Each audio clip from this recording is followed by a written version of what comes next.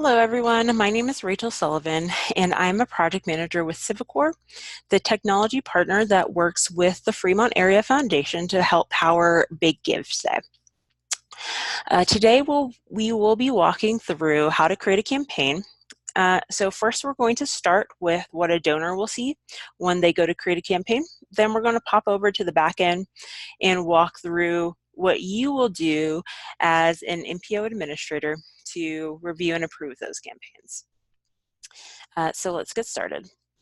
I do want to begin by saying that I'm currently in the Fremont Area Foundation's development site, so this may look a little bit different than the Big Give website that you're used to seeing. I've done this that way the test data that I'm entering will not show up on the live site, and so that I can be in scheduling mode, which is a mode that is going to mimic what a donor will see when scheduled donations open. So let's begin. So I'm a donor, and I'm looking for an organization to create a campaign for. So I'm going to go up here to my Discover Nonprofits button, and you'll notice that on this tab, you'll see nonprofit profiles available for all organizations that are participating in Big Give Day. And you'll also see this fundraising campaigns tab that will allow a donor to view and to search for all approved campaigns. So perhaps I'm a donor, I'm not interested in creating my own campaign, but I know that I have friends and family members that have created campaigns, and I just want to take a look at those and maybe make some donations. I can come here and search for them if I don't go to the link that's going to be directly on their campaign on one of my social media sites. So let me go to my Civicor test organization here. I'm going to click into it, and I'll notice that there, amongst other information, are two buttons. One's going to say Donate Now if I'm looking to go ahead and get a donation scheduled in advance for the Gives Day, or I'll see a fundraise button up here that's going to allow me to go and create a campaign. So that's what we're going to click on now. So once I click on the fundraise button, I'm going to be redirected to a page that's going to ask me to sign into my profile if I already have one. If not, I'll need to create one. So in order to create a campaign, a donor must have must have a profile created. I've already created myself a test account, so I'm going to log into that now. Once I log in to my account, I'm going to be immediately taken to the campaign creation page. So the campaign creation page, super short, very easy to complete, has a couple of required fields that we're going to need in order to identify a campaign. But other than that, the rest of the information is optional, though we encourage donors to fill it out completely. The first required field is going to be title. I'm just going to name mine Test, something super simple. My URL link is the unique identifier that is going to be used to direct people in my network directly to my campaign page. So this is basically the web address that's going to take donors and other people in my network directly to my campaign page to review it. So it needs to be something that's unique to me. So I'm going to say, I'm going to start with Civicor. And immediately this little caution sign pops up, and it lets me know that this URL must be a unique value. It looks like someone is already using Civicor, so I can't use that URL as well. Let's see. So my title is going to be Test. How about I just name it Test_Test?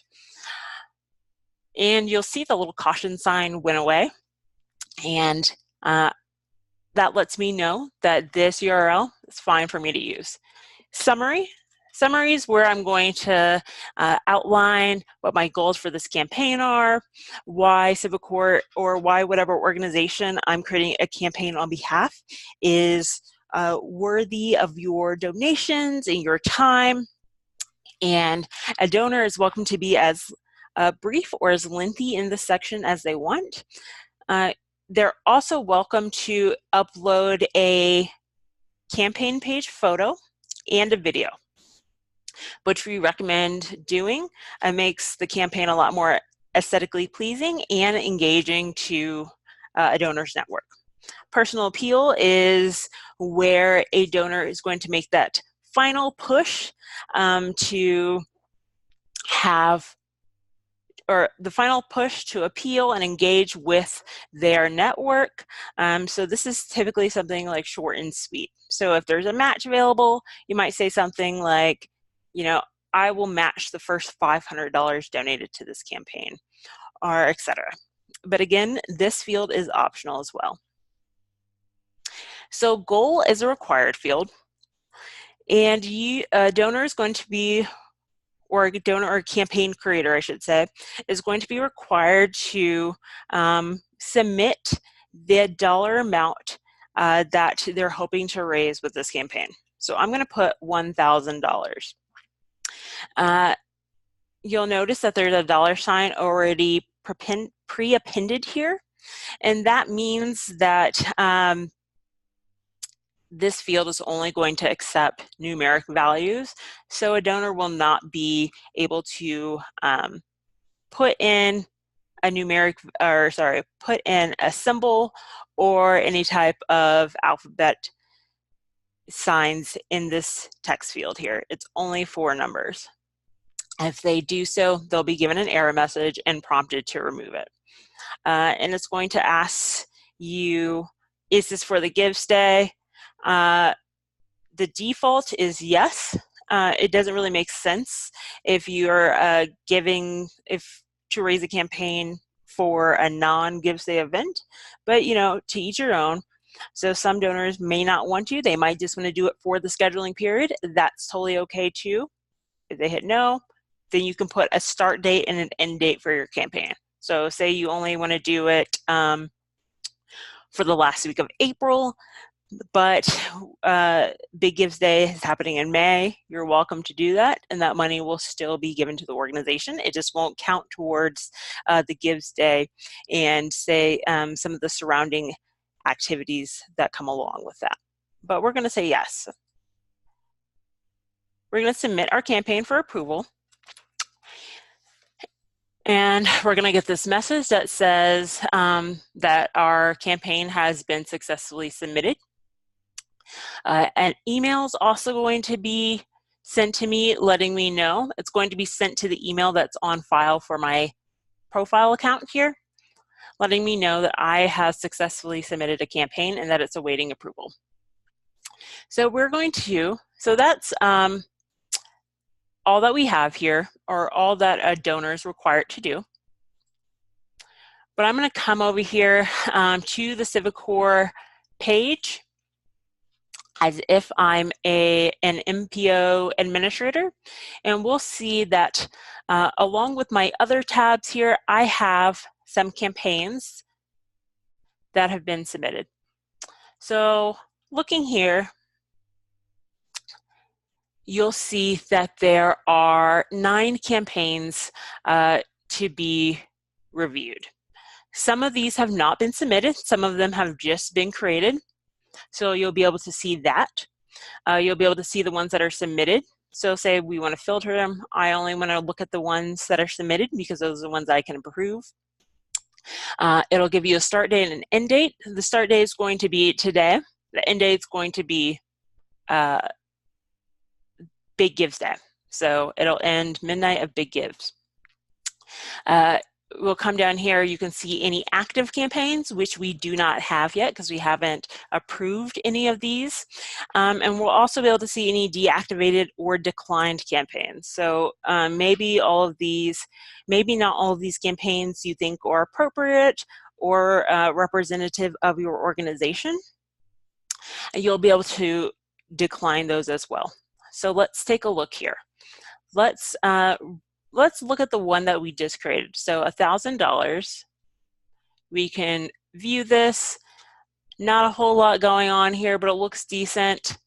We'll approve it. We'll see that this campaign has immediately moved into our active campaign section. When we go back to the Big Give front page,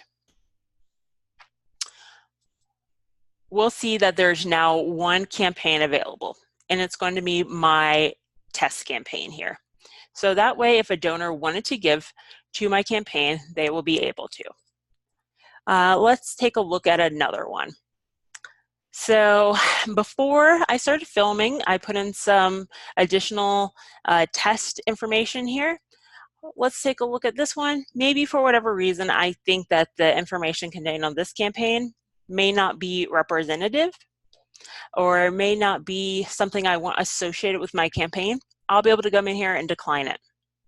And that'll immediately be moved to the deactivated and decline campaign. In either way, the donor or the campaign creator will receive an email letting them know that their campaign has been either approved or denied. Let me take a look here. I'll go ahead and approve this one. This one looks good. Let's approve this. Let's just take a look at some of these created campaigns. So I created Rachel's Cool Campaign, but for whatever reason, I didn't fill it out completely, didn't submit it for review. You can still see that I was in the process of doing so. So it does not give you the ability to approve this campaign because it's not complete, or I did not, for whatever reason, I did not go as far as to submit it for approval, but you can deactivate it if you choose to. Perhaps this campaign has been lingering around for a couple weeks. You don't think this donor is coming back, you can deactivate it. The donor is still going to get an email saying that their campaign was deactivated. So that may prompt them to come in and go ahead and review that deactivated campaign, maybe polish it up and submit it, but they don't have to, and you don't have to take any further action on your part as long as this status remains the same. Now if we pop over to the Big Give website, you'll see that there are 3 campaigns available, and that is what a donor will see once they come to the website. They'll be able to see all approved campaigns right here. So that's all you'll have to do. Typically, campaigns are something that an organization manages. It's just easier. You know your donor base a little bit better. You'll be able to see things that are going to be directly associated with your organization, so that's important. But the Fremont Area Foundation staff is also able to come in here and approve or deny campaigns for you as well.